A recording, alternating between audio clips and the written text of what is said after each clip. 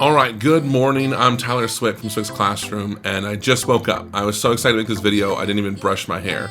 So I was on Facebook, as I do most mornings. It's like reading the newspaper, right? And I see the forums where everyone's like, what do I do tomorrow? What do I do tomorrow? And it gets me all excited to talk about what you should do tomorrow. For most of the United States, it's the first day back from winter break.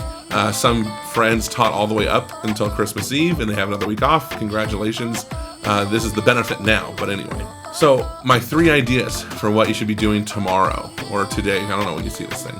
Number 1, nobody says you have to teach music on your first day back. Let's set some realistic expectations. 2 weeks at home has probably reset their idea of what they do in the music classroom. They might have forgotten, how do we line up outside the door? How do we come in the door? What do we do when the teacher's ready to speak? All those things need to be readdressed. I mean, 2 weeks at home, they're ready to party when they come back, right? For some students, being at school is the fun time. For some students, being at school is the time they don't want to be there. And so we're getting all these mixed emotions, especially if you're first period. If you are first period of the day, can you imagine all these friends coming back? They're seeing each other for the first time. The teacher says, let's go to specials. And they go to your music room and you're going, everyone be quiet. We're doing, yeah.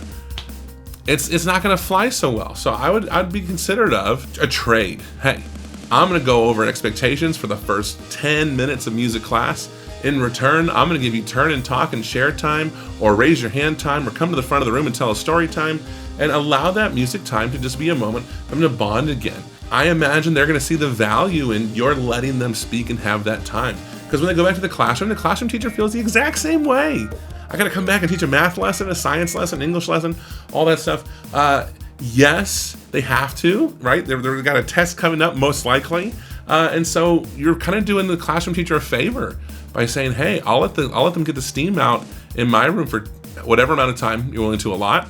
And then we're going to end it with any activity you find to be awesome, which brings me to my second idea. Create parallel lessons from the fall that were super successful. In the fall, you had lessons, and you know what they are, where the students asked for it again the next week. And for me, I specifically put them to the holidays, and so they say, I really want that Spooky Shaker song back. And I was hearing that all through November and all through December. I have this wonderful lesson where I pass out egg shakers, and the students get to pass and shake and have fun, and then they demand to have that lesson back. And unfortunately, in my mind, which is the problem, that is very much a Halloween game. So I need to rebrand that to be an any season game, or maybe a math game or an English game. So what am I going to do? I'm writing the alphabet on my egg shakers, and instead of it being about ghosts and Halloween, it's going to be about letters, letter sounds, words that start with that letter. Can you spell words? If the students get in a group, can your circle spell words with all the letters that you have? And to make it a little bit more educational, so it can be applied to any time in the spring. What I don't want you to do is to go into your sub-plan folder or your panic folder. Do not go back to the lesson that you ended the fall semester with. For instance, I know I was playing handbells at the end of the semester. It was so light and fun. Students came in, I pressed play on the videos, they played the handbells. It was very thematic, it fit the moment. But if we come back and I say, okay, we're doing that again, it sets the tone that I have no new ideas, and that we're gonna do the same old stuff for the rest of the year. And I don't want that to be the case. So how do I keep that excitement? This is my third idea. Map out your major, your minor holidays, your professional developments, and your days off, and start figuring out what the countdown is to specific events. The first event off the top of my head is 5th grade promotion. At the end of May, the 5th graders say goodbye to the school, and they typically sing 2 to 3 songs. The school song, maybe like Count on Me by Bruno Mars, and something else. And the idea is that we start working on that now, so that come May, they're just like, of course I got that. But I like to set the expectation now. We have 4 months to figure this out. I was going to text from my specialist group at 9 a.m. All right, I guess school's really coming back. But I like to set the expectation now of we have 4 months, and because we're on a 7-day rotation, that's not as many music classes as you think that is. So I can just say, hey, and I don't know the number right now, that's how many music classes we have for you to learn all of these 3 songs and sing them from memory without staring at your feet, without your hands being crossed and that kind of stuff. So I like to set that expectation of there's urgency.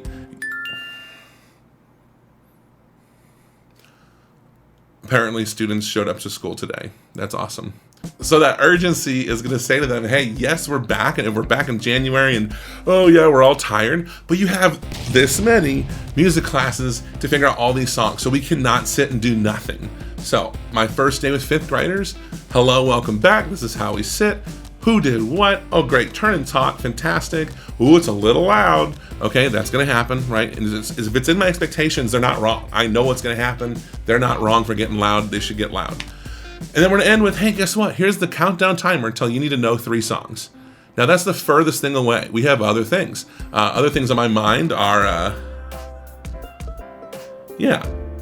those are the things in the spring semester. And hopefully you have a list of things like that. Also, that'll encourage you, okay, I have to do this. I have to get prepared for these items. And that's what's going to get me excited. That's what's going to get me excited that tomorrow I cannot put on a Boomwhacker video, right? I'm the person who wants you to watch Boomwhacker videos.